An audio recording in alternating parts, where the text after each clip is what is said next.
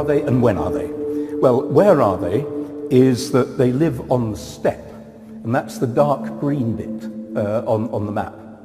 You can see this great swathe of a sort of carpet going from Manchuria in the east right across Central Europe and ending up in the Great Hungarian Plain up there. Great Hungarian Plain is the last bit of steppe. So that area, open rolling grassland, is the homeland of these people. They were, as you've seen from the title, they were nomads and they responded, they were conditioned, their lifestyle was conditioned by this grassland. Now there is one very important thing to know about this, and that is that the steppe is not a sort of even environment. The steppe up here in Mongolia, which is, if you want to see steppe, that's the place to go, is cold and very dry. But as you get further and further and further west, it gets more moderate in temperature and certainly wetter. And that means that the grass is lusher. So if you were steppe nomads in that area, there would be a tendency always to want to move further west, where the grass literally is greener all the way.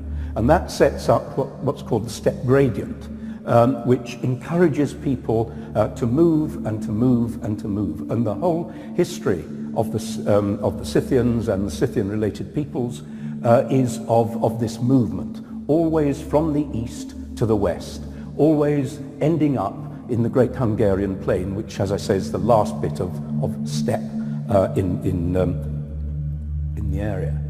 But the Scythians, or Scythian-related peoples, spread right across the steppe to the Royal Scyths there north of the Black Sea, the Pontic area. And they all had different names. And what we're seeing there are the names that the Greeks knew them by. But they are all these warrior nomad peoples. And they were not static.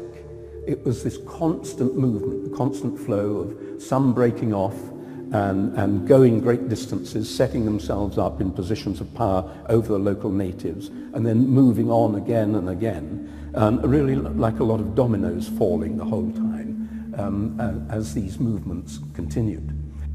Now, it's from the Greeks that we get some bits of history coming in. We've got two sources, basically, for Scythians. We've got the archaeology, the hard archaeology, and we've got what the Greeks tell us about them. We have no history of Scythians from the mouths of Scythians. One of the groups we know in detail about. They settled in the North Caucasus. This is Chechnya and Ossetia, that sort of area now, southern Russian Federation still.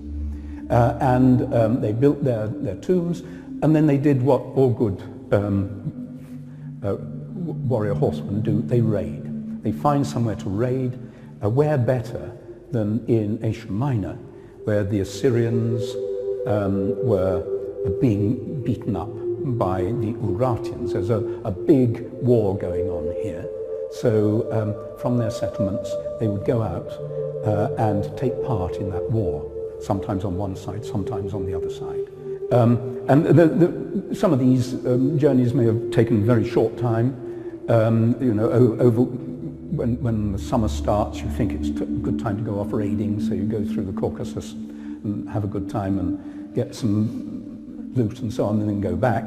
The ones we know most about are the ones who are properly called Scythians, who settled north of the Black Sea in the Pontic steppe. There's the Crimea. And most of that's Ukraine and that's Russia now. Not quite sure where the border now is, but there were various groups of them, and the different colours there just represent slightly different cultural groups. So although we use the word Scythian for the whole lot, there were different sorts of Scythians. Some of them were actually growing grain, some were not, and they had slightly different artistic motifs and so on. But that's just an archaeological nicety. Essentially, all those were Scythians. You see, with his Garitas there, with the bow in, and the arrows there, spear, the short dagger by the side. This one is wearing iron scale armour and armoured helmet, and he's carrying his shield on his back. Shield probably made of timber, sticks, held together with leather.